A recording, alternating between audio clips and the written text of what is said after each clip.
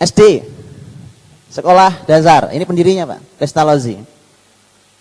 Ya, ketika lihat bawahnya, dia buat penelitian segala macam, kemudian tempat ini ya mengembangkan idenya, integrasi dari kehidupan rumah, vokasional, pendidikan untuk membaca, menulis.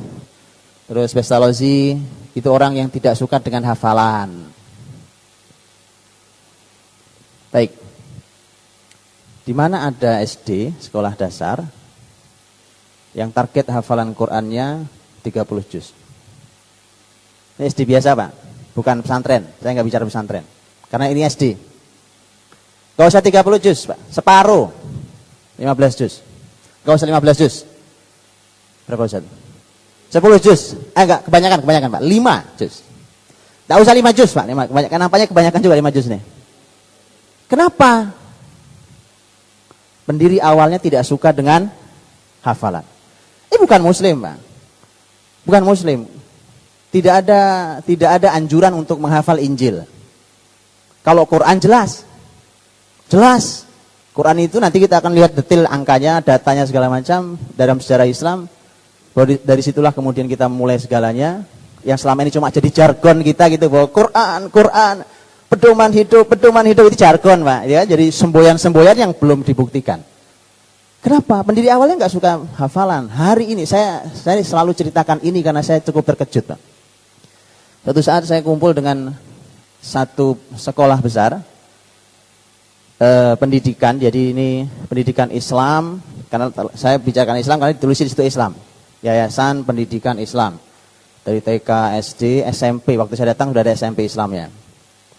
Diskusilah saya khusus dengan guru dan yayasan sekolah itu, karena mereka ingin mendapatkan berbagai macam hal tentang pendidikan Islam. Ini jauh-jauh waktu itu saya ke Jawa Timur. Kemudian ada pertanyaan yang unik dari salah seorang gurunya. Begitu saya selesai menyampaikan, inilah konsep pendidikan Islam secara singkat. Kemudian ada yang menyampaikan, ada seorang guru perempuan angkat tangan, nanya Pak. Saya mau tanya Ustaz. Saya bilang silakan Bu. Begini Pak. Bagaimana Pak ya? Sebentar Pak. Begini Pak. Gak keluar tuh pertanyaan Pak. Gak keluar. Saya bilang Ibu silakan. Iya gini Pak. Gimana ya? Saya gimana bilang ya Pak ya? Gak keluar pertanyaan Pak.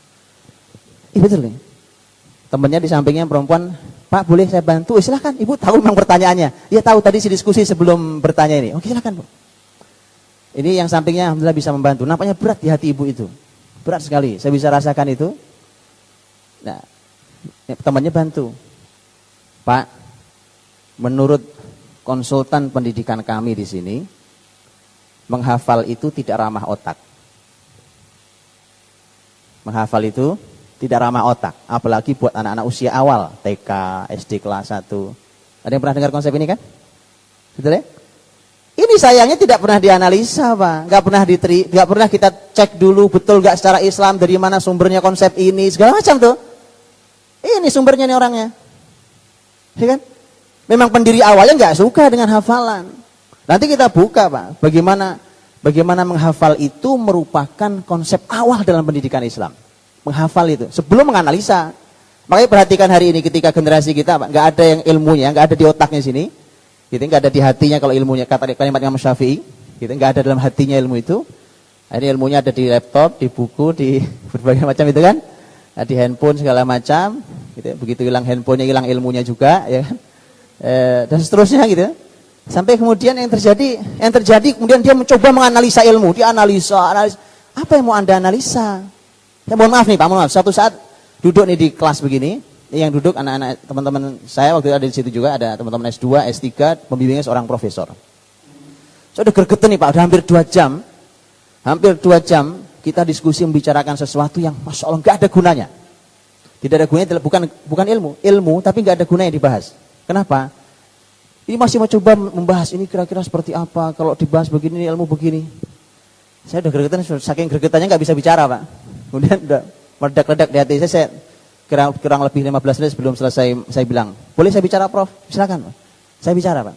Saya bilang, maaf nih, hampir 2 jam kita duduk di sini.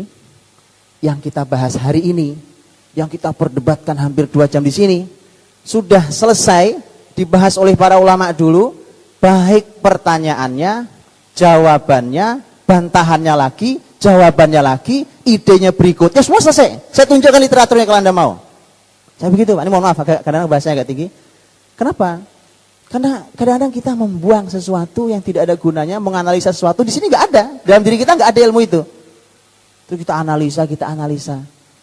Seharusnya kita memulai, kita kaji apa yang telah dibahas oleh generasi terdahulu Islam, kemudian kita yang mengembangkannya. Kalau kita gali dari nol lagi, ilmu kita, tenaga kita, waktu kita nggak cukup. Nah ini yang terjadi kemudian karena tidak ada hafalan dalam diri kita, terus dianalisa. Ini efeknya begini. Ya, ini salah satunya, kalau bahasa tadi dia mengatakan tentang tidak suka dengan hafalan, segala macam.